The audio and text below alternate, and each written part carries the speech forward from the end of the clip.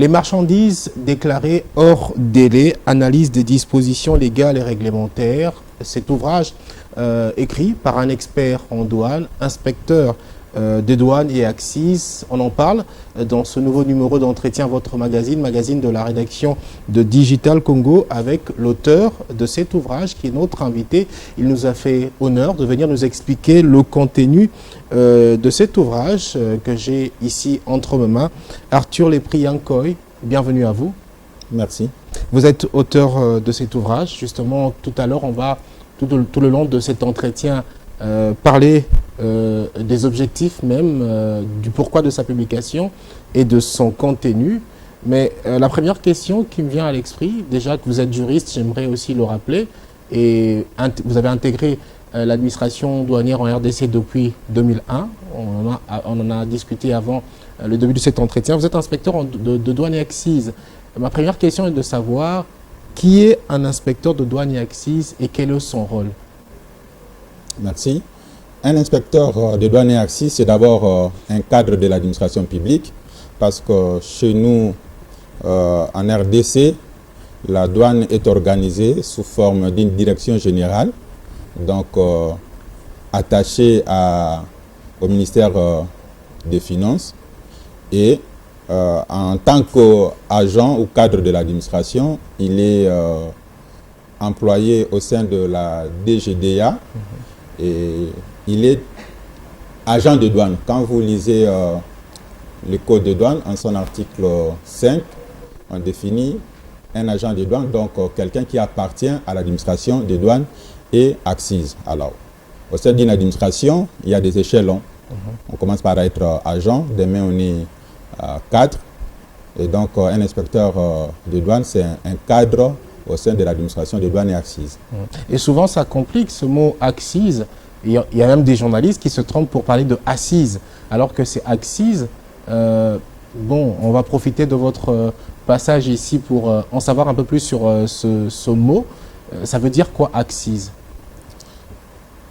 Assise, c'est dans des termes, je vais dire, judiciaires ou dans un cadre de pourparler, comme on dit la cour d'assises. Mais accise, c'est un impôt.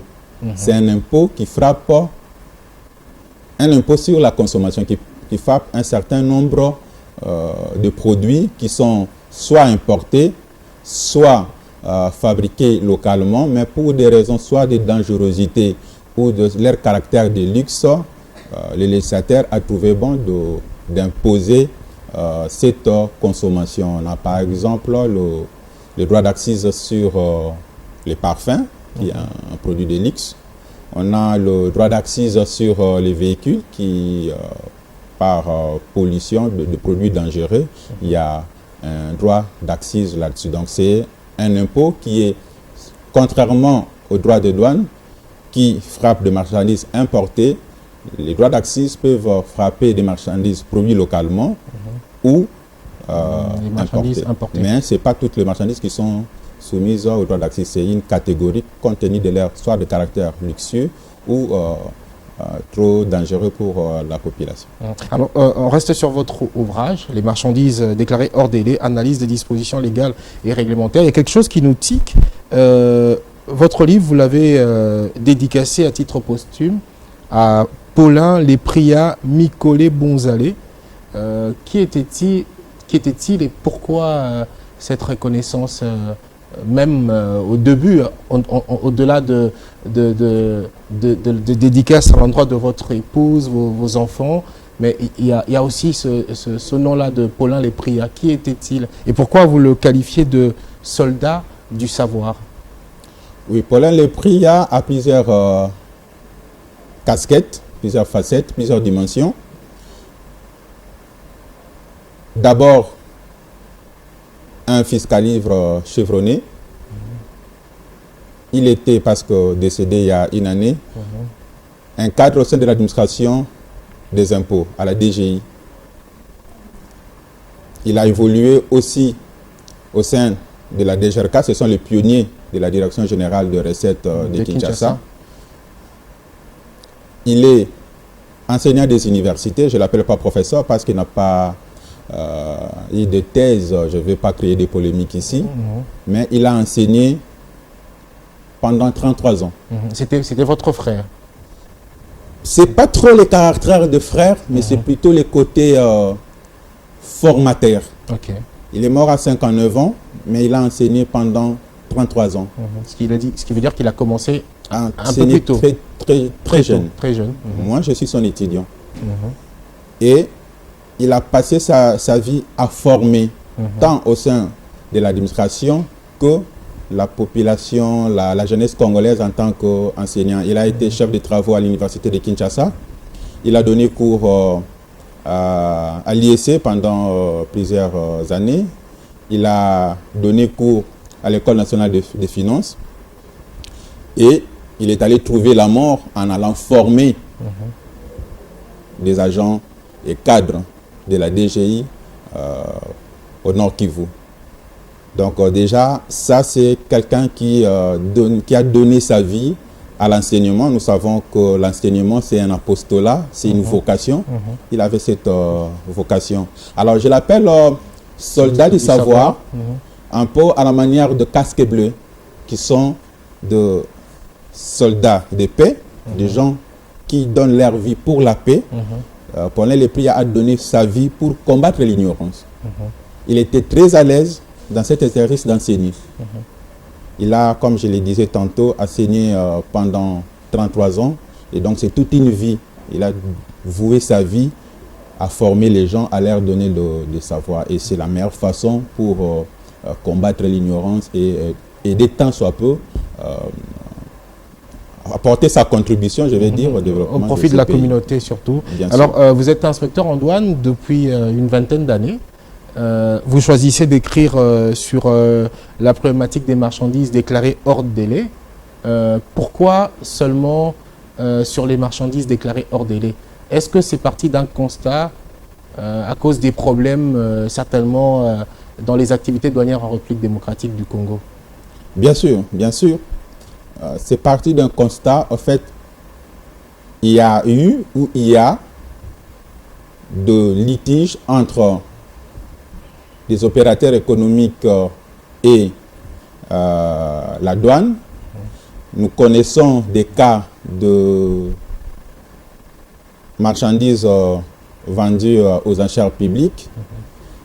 Alors, les agents de douane ou les cadres qui sont chargés de faire de contrôle, d'opérer de contrôle, soit a posteriori ou de contrôle immédiat, constatent parfois qu'une marchandise a mis longtemps pour être déclarée. Et devant cette situation, les agents de douane se comportent différemment, de manière, je vais dire, parce qu'il n'y a pas un comportement unique. Il y a ceux qui pensent qu'il s'agit d'une infraction et il faut faire... il faut appliquer la loi. Il faut appliquer la loi, comment dire, constater une infraction. Et dès qu'on constate l'infraction sur le procès verbal, naît un dossier contentieux qui peut aboutir au paiement des amendes. Et les amendes peuvent être de sommes importantes. Qui sont parfois taxées journalièrement. Qui sont taxées, dans ces cas ici, parfois en fonction du volume. On dit par exemple que vous avez 100 déclarations, donc sans importation ou sans cargaison, que vous avez à déclarer hors délai, et on vous applique un certain taux, une amende qui peut aller de 500 000 à 2 millions de francs congolais. Et c'est là par déclaration. Donc ça peut faire de sommes importantes. Qui parfois peuvent dépasser même ce que vous devez à la douane pour retirer vos marchandises. Oui, tout est fonction de volume de marchandises que vous avez déclaré. Alors, tout le problème, toute la problématique, est-ce le fait de ne pas déclarer sa marchandise dans les délais prévus par la loi une infraction ou non? Ça, c'est la première problématique ou la première question. La deuxième question, lorsque la marchandise se trouve dans une situation litigieuse, c'est-à-dire qu'elle n'est pas déclarée dans les délais, quel comportement avoir? Qu'est-ce que l'opérateur économique, qu'est-ce que l'importateur est censé faire pour soit éviter la vente aux enchères publiques, ou est-ce pour les douaniers, est-ce qu'il y a infraction ou non? Quel comportement avoir? Donc c'est ça, en fait, la question qui nous a un peu dérangé l'esprit, si je peux. D'ailleurs, on va en parler plus tard. J'ai comme l'impression que dans votre livre, pourtant vous êtes au sein de l'administration douanière, c'est comme si vous voulez vous mettre au milieu pour essayer de concilier la douane et les importateurs. Un tout petit peu, c'est comme si vous défendez un peu le droit des importateurs, parce que vous avez expliqué qu'il y a dans la législation notamment une durée de 3 ou 5 jours. Alors, je voudrais savoir un peu comment ça se passe. Moi, par exemple, la marchandise arrive. Comment je suis au courant que c'est arrivé? C'est vrai que ça part d'Anvers peut-être. Je sais que ça va prendre 18 jours. Mais comment je sais que c'est arrivé? Et à quel moment je dois vite intervenir pour dédouaner? Parce que j'ai cru lire qu'il y a une législation qui parle de ne pas dépasser 3 jours ou 5 jours avant dépasser ce délai. Vous êtes hors délai exact pour déclarer vos marchandises. Alors, j'aimerais commencer par ce que vous avez dit tantôt, si je défends les importateurs ou je défends la douane, ou je suis au milieu. En fait, la douane, le droit de douane, les droits et taxes à l'importation ou à l'importation, c'est un impôt. Et qui dit impôt, il est organisé par la loi. L'impôt est d'émanation légale. Et donc, il y a une loi qui existe et nous avons intérêt à ce que cette loi soit réformée peut-être. Non, d'abord bien appliquée. Bien appliquée. Oui, bien appliquée. Donc, ici, il est question de voir qu'est-ce que la loi prévoit dans ce genre de situation. Qu'est-ce que la loi prévoit lorsque quelqu'un importe sa marchandise, qu'est-ce qu'elle doit accomplir comme formalité et dans quel délai. Donc, c'est cette situation. Alors maintenant, nous sommes en train de parler de commerce, du commerce international, qu'on appelle chez nous le commerce extérieur. La marchandise doit venir de l'extérieur, de l'étranger, et atterrir dans notre pays. Quelqu'un qui est organisé pour importer, il sait que ma marchandise arrive à tel délai. Il a le document commercial, la facture, qui confirme que la marchandise lui appartient. Et il a la lettre de transport, donc qu'on appelle généralement le Bill of Lading, BL, qui confirme que la marchandise est dans un tel moyen de transport, et par là, il sait que le bateau ou l'avion peut arriver à peu près à telle date. Pour les avions, on parle de la LTA, la lettre de transport aérien, et donc on sait que ma marchandise est arrivée au Congo. Dès que votre marchandise arrive, vous avez un temps pour les déclarer, un temps de franchise où vous ne faites que déclarer, vous n'avez pas autre charge, démarche comme droit de magasin ou quoi. Et la loi parle de 3 jours.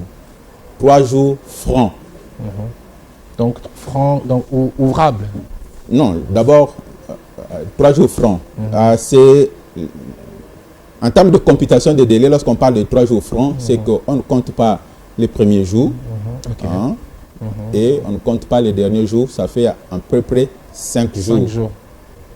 Alors, maintenant, la loi dit 3 jours francs, non compris les dimanches et les jours fériés. C'est là où intervient la notion de jour ouvrable. C'est-à-dire que si votre marchandise arrive, par exemple, les lundis, vous avez jusque vendredi, samedi pour les déclarer.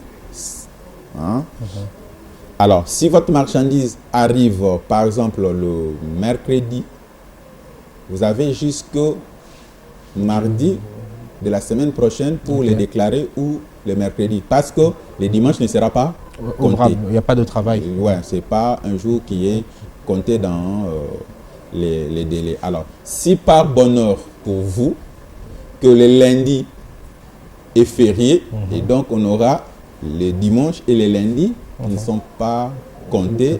Et ça vous permet même de vous organiser.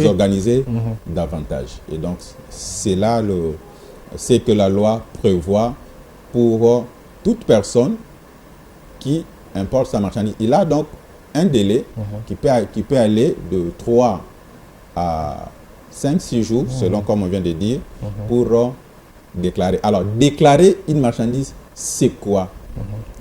Qu'est-ce qu'on appelle déclarer une marchandise? C'est en fait, selon le code de douane, assigner un régime, donc donner un régime ou une destination à votre marchandise. Nous sommes dans le monde des affaires, nous sommes dans le commerce. Quelqu'un, des entreprises par exemple, il peut importer, je prends l'exemple d'une société brassicole, il importe ses matières premières en grand nombre.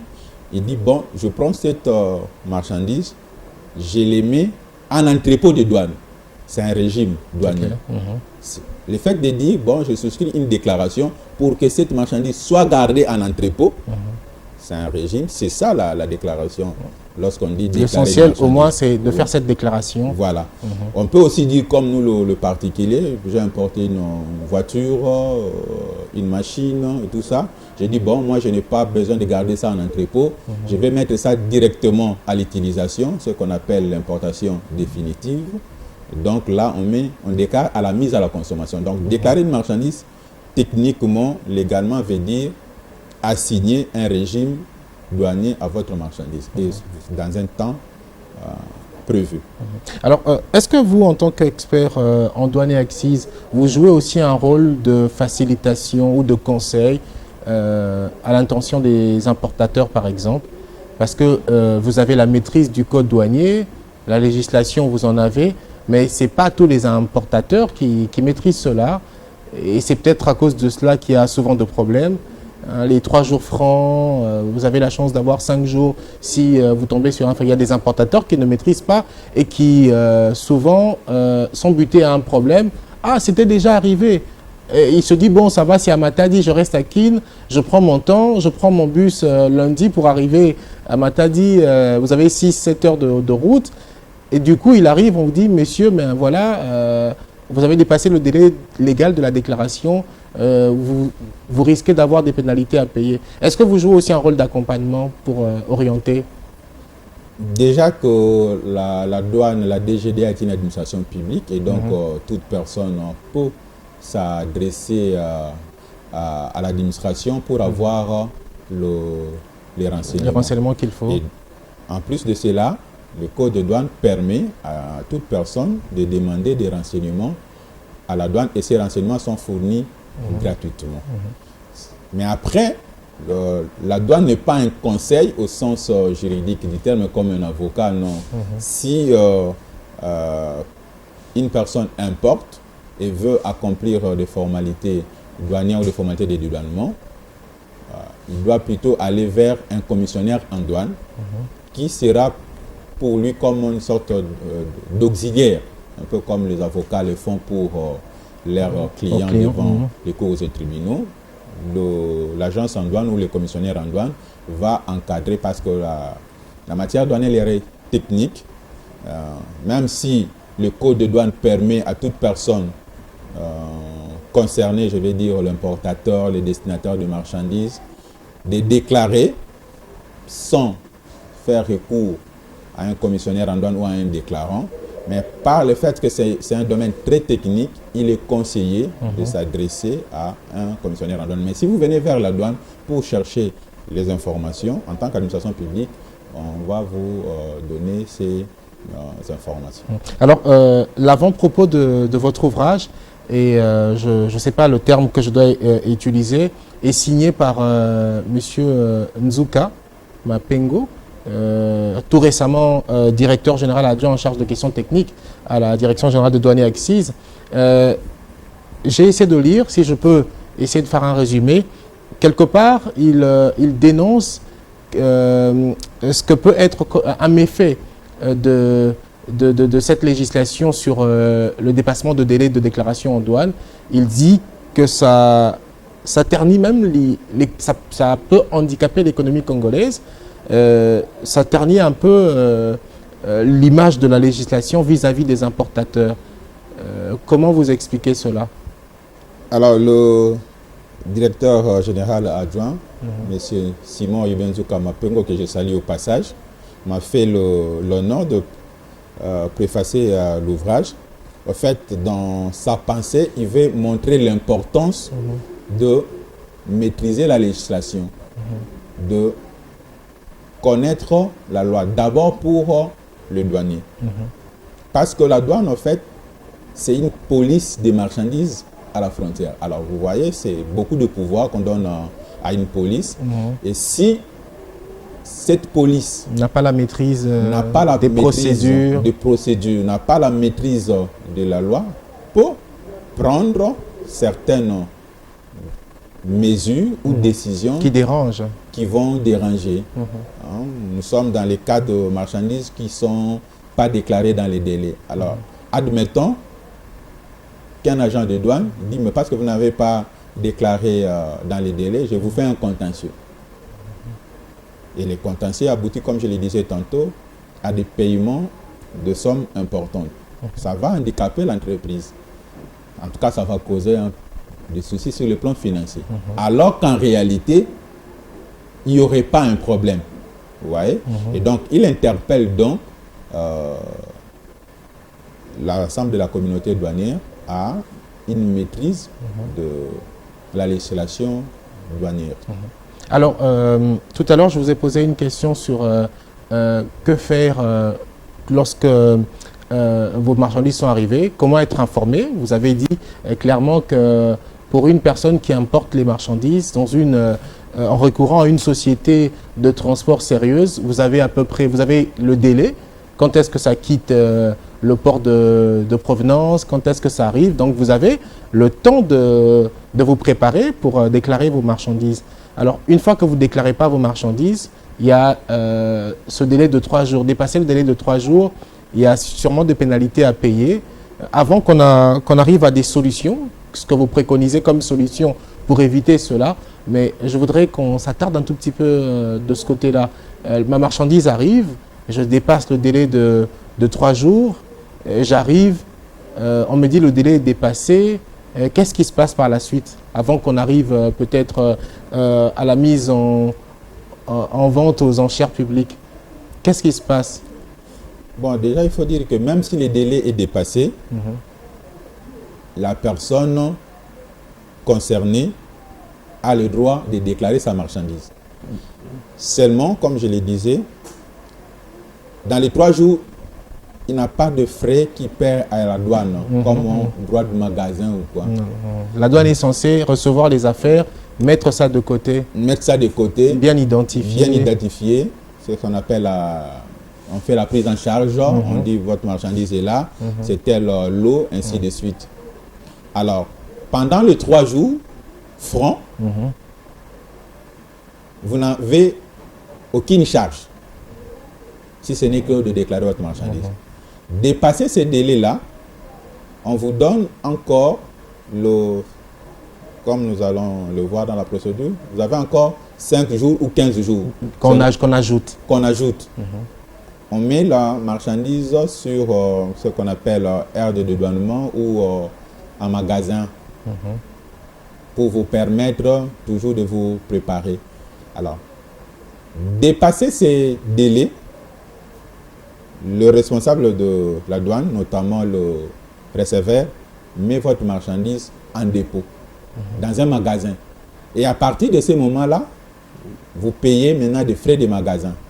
Parce qu'on sécurise vos marchandises. Et la responsabilité revient à la douane. La responsabilité revient à la douane de sécuriser votre marchandise, mais vous payez les frais. Mais cela ne vous empêche toujours pas de déclarer votre marchandise. Donc même si vous dépassez les délais, vous pouvez déclarer votre marchandise. Alors, le receveur met votre marchandise en dépôt d'office. C'est sous surveillance douanière et vous avez 60 jours Mais là, la loi ne dit pas s'il s'agit de 60 jours ouvrables ou de fériés ne sont pas comptés ou tout ça. Il dit seulement 60 jours. Donc on peut comprendre par là qu'il s'agit de jours calendrier. Donc on compte des mois de date en date. Et au-delà de cette période-là, si vous ne déclarez toujours pas, alors dans ce moment-là, on peut inscrire votre marchandise à la liste de la vente publique.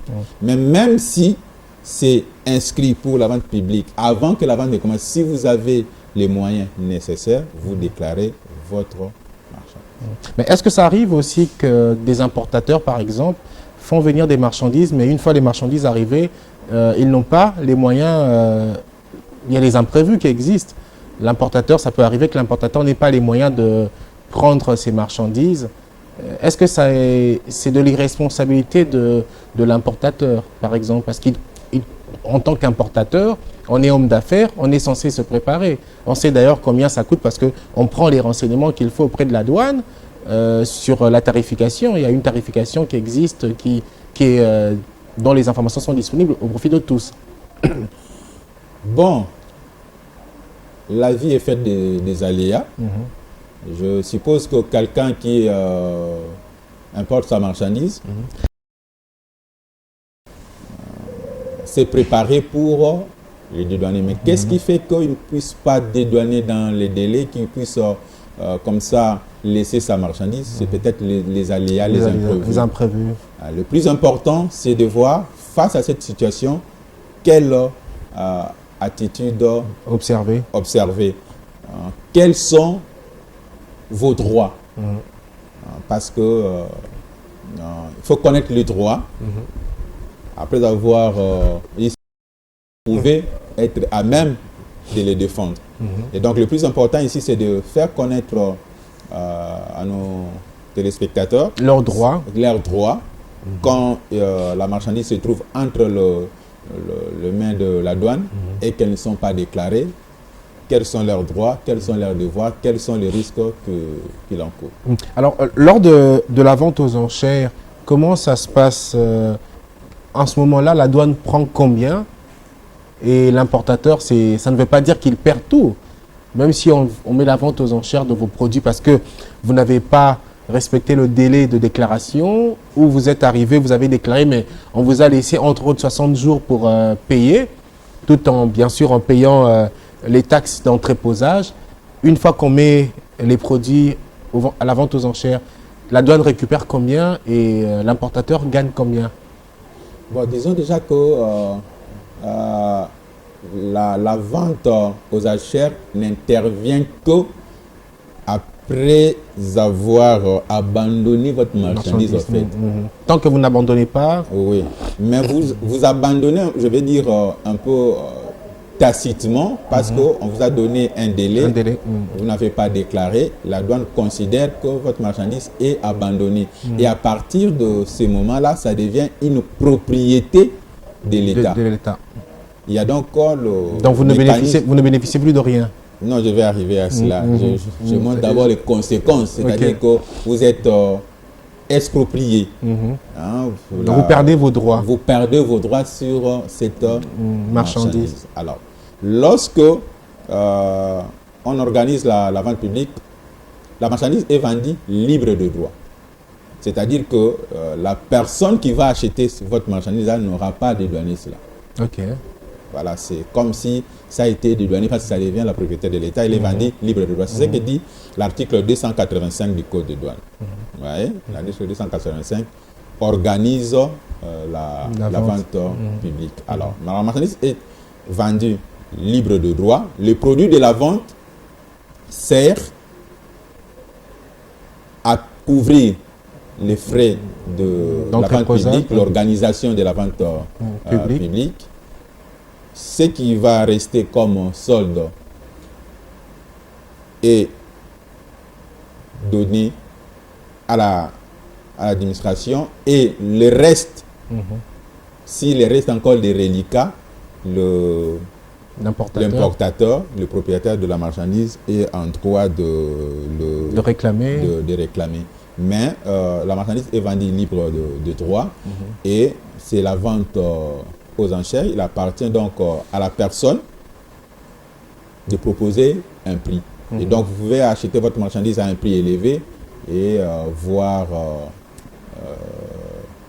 Donc le prix n'est pas fixé par la douane, c'est vous qui fixez le prix non, c'est le principe au moment de la vente aux enchères. Aux enchères, donc les prix, c'est au mieux au front. Comme on fait la vente, on commence par un prix. Celui qui donne plus. Prend les lots. Il y a un autre terme, souvent des personnes des douanes qui importent les véhicules, mais qui vendent les véhicules sous douane. Ça veut dire quoi vendre son véhicule sous douane? Parce qu'il y a des gens, le véhicule arrive, peut-être qu'il n'a plus l'argent pour des douaniers, et ces personnes décident carrément de les vendre, donc vous achetez et vous dédouaniez. Bon, déjà, la vente sous douane, ce n'est pas un terme qu'on retrouve dans le code de douane, c'est une pratique. En fait, quand la marchandise entre en RDC, elle est considérée comme si elle était encore à l'étranger. Donc, il y a une fiction juridique qui veut que les frontières ou les installations de douane soient considérées sur le plan des fiscs comme si la marchandise était à l'étranger et que ça ne vous appartient pas encore. Alors, si la marchandise arrive et que vous n'avez pas les moyens de douaner ou pour les besoins de commerce, vous voulez faire une transaction, vous êtes donc libre de faire cette transaction avant le dédouanement. La personne qui va acheter, qui va acquérir ces biens, aura l'obligation de les dédouaner pour que ça soit libre de droit. Alors, aujourd'hui, dans la procédure douanière, il y a l'informatisation. Je profite pour vous poser cette question parce que vous êtes inspecteur de douane et accises. Notamment, on parle de ce logiciel qui a fait objet de plusieurs vulgarisations en RDC, le Sidonia World. Est-ce que l'informatisation des procédures douanières a beaucoup aidé, que ce soit la douane, mais également les importateurs? Oui, l'informatisation a beaucoup aidé parce que déjà l'informatisation, on en parle aujourd'hui, on est à l'ère du numérique, ça accélère le processus. On n'a plus à se promener avec des papiers. On peut, à partir de son ordinateur, avec une connexion, de son poste, déclarer, souscrire une déclaration. Et dès que vous souscrivez une déclaration, cette déclaration est cotée ou confiée à un agent de douane qui va procéder à la vérification sans peut-être que vous puissiez le rencontrer. Il est dans son bureau, il est devant son poste, il va voir la déclaration apparaître ou appeler une déclaration. Il la traite et transmet chez le receveur qui liquide, liquide, c'est-à-dire il calcule le droit que vous êtes censé payer, il vous communique le montant et à partir de cet instant-là, il fait un signal à la banque commerciale et vous allez vous effectuer le paiement. Et donc, il y a la dématérialisation, ça c'est de 1, il y a on gagne en temps et si ça devait fonctionner comme ça, comme je viens de le décrire, ça réduit même le contact humain, ce qui fait que bon, on peut ne pas être sujet à de tracasseries ou aux emails des agents de l'État, ainsi de suite. Parce que, voilà. Donc l'informatisation a beaucoup contribué à la douane et c'est aussi un des moyens qui permet à la douane aujourd'hui de réaliser beaucoup de recettes. L'expérience a montré que chaque fois qu'on installe un bureau informatisé, les recettes augmentent facilement dans ces coins-là. Alors, un autre phénomène, c'est la fraude douanière. Je ne sais pas si ça a changé, mais dans le budget de l'État, parmi les grands contributeurs, c'est notamment la douane. Il y a quelques années, on parlait de 40% de ce que la douane a porté au budget de l'État. La fraude douanière est un phénomène qui ronge la douane. même dans le cadre de votre livre concernant le dépassement de délai de déclaration, il y en a qui importent beaucoup de marchandises, qui importent des marchandises peut-être pour 50 000 $ de frais de dédouanement, mais qui passent par des petites portes ou des fenêtres pour les dédouaniers moyennant 10 15 000, sans pour autant que la procédure légale soit respectée. Êtes-vous conscient que ce phénomène-là existe dans les activités douanières? La fraude douanière ou la fraude fiscale en général, et c'est que la maladie est au corps humain. La fraude est à la douane, la fraude est aux impôts, c'est que la maladie est au corps humain. Je vais dire c'est inhérent. Et il faut peut-être chaque fois chercher à soigner. Voilà, et donc c'est un sujet vaste qu'il faut... en fait, au niveau de la douane, on a 3 axes en ce qui concerne la fraude. Donc, je ne vais pas trop me détendre là-dessus, élargir là-dessus, parce que, comme je le disais, c'est un sujet vaste et ça ne va pas s'arrêter. Tant qu'il y aura la douane, tant qu'il y aura les opérateurs économiques, il y aura la fraude. Tant que nous vivrons, nous serons malades.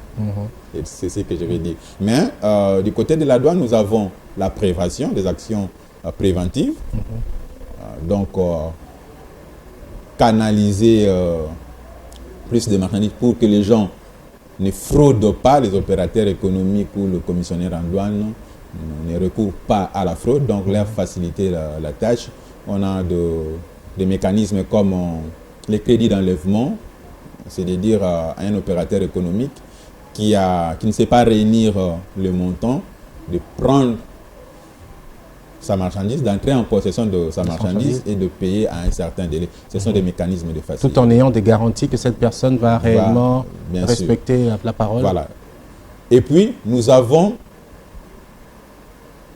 la répression. C'est-à-dire que dès lors qu'on a fait la prévention, mais malgré cette prévention, les gens ou les opérateurs économiques fraudent, on sanctionne. La douane s'est mise à chercher les fraudeurs. Et là, nous avons besoin de moyens. Je n'engage pas la douane, je ne viens pas parler au nom de la direction générale, mais en tant qu'expert ou en tant que quelqu'un qui est dans le domaine, on sait que la fraude, c'est un phénomène multisectoriel qui peut être hétérogène, beaucoup de considérations. Alors, l'administration douanière a besoin de beaucoup de moyens pour maintenant lutter contre la fraude. On a quitté la prévention, maintenant on est dans la lutte contre la fraude. Donc il faut chercher le fraudeur et une fois vous les appréhendez, vous passez à la répression. Sur le plan légal, tout ça est bien organisé, mais maintenant il ne suffit pas d'avoir les textes de loi, il faut les appliquer et les appliquer, il faut avoir les moyens. Et le gouvernement, je crois, s'attelle à permettre à la douane de mobiliser les recettes en diminuant la fraude, mais la fraude, elle est inhérente à l'activité douanière. Mais est-ce que le problème aussi, aujourd'hui, c'est pas parce que notre douane coûte cher? Est-ce que nous n'avons pas une douane coûteuse? Ce qui fait qu'un importateur qui ne sait pas peut-être évaluer les frais ou qui n'a pas les moyens, les objets, la marchandise arrive, il dépasse le délai parce qu'il ne sait pas de sitôt intervenir. Est-ce que ce n'est pas parce que notre douane est quand même coûteuse? Je vais peut-être vous étonner en vous disant que la douane ne coûte pas cher. Parce que nous n'avons que, en termes de droits et taxes à l'importation, des taux bien connus. Et si ma mémoire est bonne, nous avons les taux de 5% de votre marchandise que vous importez. Nous avons les taux de 10% et nous avons des taux de 20%. À part les droits de douane à l'entrée, nous avons la TVA qui est de 16% de marchandises de douaniers. La TVA, elle est de 16% de la valeur ajoutée des droits de douane. À part ces déblocs, je vais dire ici, il y a plusieurs autres taxes qui sont des taxes soit parafiscales, soit des redevances, des autres administrations dont la mission est confiée à la DGDA pour la perception. Voilà. Peut-être l'ensemble donne une pression importante à l'entrée, mais la douane comme impôt, les taux sont connus et les taux les plus élevés, c'est les taux de 20%. Alors peut-être une dernière question. Dans votre conclusion, vous dites que le dépassement du délai de déclaration de marchandises ne devrait pas être une infraction. Pourquoi Oui. selon vous? Oui, ça ne devait pas être une infraction, mais lorsque la majorité ou il y a une tendance qui pense qu'il y a une infraction, parce que tous les problèmes partent de ce qu'on appelle infraction douanière ou infraction en matière douanière. L'article 354 du Code de douane définit l'infraction douanière comme étant toute violation de la législation douanière assortie d'une sanction. Et on estime qu'en ne respectant pas les délais prévus par la loi, prévus par l'article 112 et 113, On ne viole pas... on viole la loi.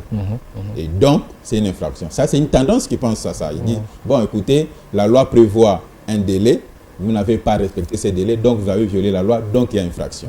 Peut-être qu'il faut toucher quelques articles pour réformer. Mais c'est que on ne prend pas cette définition en totalité et en entièreté parce que on dit que c'est une violation assortie d'une sanction. Ok. Nous avons dans le code des dispositions qui ne sont pas assorties des sanctions. Donc, ça ne serait pas des infractions. Dans les cas qui nous concernent, dans les cas où là où j'ai planché, lorsque vous ne respectez pas les délais, on ne vous sanctionne pas. On vous dit seulement, maintenant que vous n'avez pas déclaré dans le temps qu'on vous a laissé, nous allons garder votre marchandise, mais vous allez payer l'entreposage, les droits de magasin. Okay. Mais nous allons vous laisser 60 jours de plus. 60 jours pour les faire. Si vous ne faites pas, alors on va vous exproprier. Cette marchandise va être considérée comme abandonnée. Donc la loi a prévu comme ça de mécanisme, un régime pour traiter ces cas-là. Pour vous permettre aussi à la personne de se rattraper. Voilà. Il ne dit pas que lorsque vous déclarez pas dans les délais, vous allez payer tel montant ou tel, vous avez telle sanction. Non. Quand vous lisez les articles, à partir des articles, je vais dire 83, 84 et suivants, vous trouvez là les infractions et chaque fois, on vous dit que tel est sanctionné par soit 2 fois le droit et l'idée. Soit vous êtes sanctionné dès la valeur de marchandise. Mais dans les cas sous examen, il n'y a pas une sanction qui est prévue. Maintenant, on va me dire, écoutez, il y a l'article 384 qui dit que toute violation est une infraction et les sanctions sont prévues de 500 de 500 000 à 2 millions de francs s'il n'y a pas une peine qui est prévue. Voilà. Si vous avez une violation, mais qu'à côté, il n'y a pas une peine supérieure, on se rabat à ce fourre-tout de taux de 500 000 à 2 millions. Mais cet argument non plus ne tient pas parce que dans les cas où le délai de souscrire la déclaration n'est pas respecté, la loi a prévu des mécanismes. Je vais prendre comme une illustration. Rapidement. Je vais citer par là. Comme illustration, j'ai parlé de ça tout à l'heure au cours de l'émission. Vous avez les gens qui ont le crédit d'enlèvement. On leur donne, la loi prévoit 2 semaines, 15 jours pour venir payer. Au bout de 15 jours, à l'échéance de 15 jours, s'ils ne payent pas, il y a de pénalités, des amendes moratoires. pas nécessairement une infraction. Les cas sont les gens. Vous avez quelqu'un qui a une déclaration, mais la loi dit que la déclaration doit être accompagnée d'un certain nombre de documents. Si ces documents ne sont pas là, vous avez violé la loi. Mais là, il n'y a pas non plus une infraction douanière, mais on vous dit, votre dossier ne remplit pas les conditions, donc il y a une irrégularité, votre déclaration est rejetée. En conclusion, je vais dire que toute violation d'une disposition douanière n'est pas nécessairement une infraction en matière douanière. Alors, comment se procurer cet ouvrage? Je veux lire, j'en ai besoin. Est-ce qu'il y a assez d'exemplaires et c'est où que je peux m'en procurer rapidement? Il y a quelques points de vente, notamment à la Direction générale des douanes et accises, à l'hôtel Rotana, et puis l'Hacienda, et au niveau de Hyper Psaro sur l'avenue des Forces Armées. Alors, merci à vous, Arthur Lepriya Nkoy, inspecteur de douane et accises. Merci de nous avoir édifiés. Ça devrait prendre beaucoup de temps parce que ça demande beaucoup de concentration et surtout prendre le temps de comprendre très bien ce que vous reprenez ici. Les marchandises déclarées hors délai, analyse des dispositions légales et réglementaires. En conclusion, on peut aussi dire que pour ne pas avoir des problèmes, il faut connaître la loi et essayer de faire en sorte de respecter la loi pour ne pas avoir des problèmes lorsqu'on est importateur. Oui. Merci à vous pour avoir répondu à notre invitation. Merci à ceux qui nous ont suivis. On espère qu'ils vont également profiter de s'en procurer parce que je n'accuse pas le Congolais que nous sommes. Beaucoup ne sont pas trop lecteurs. Il faut acheter, lire et comprendre certaines choses qui sont reprises ici. Merci encore une fois d'avoir répondu à notre invitation. C'est moi qui vous remercie. Merci également à vous de nous avoir suivis. Merci à l'équipe technique pour l'accompagnement. Portez-vous bien et bonne suite de nos programmes.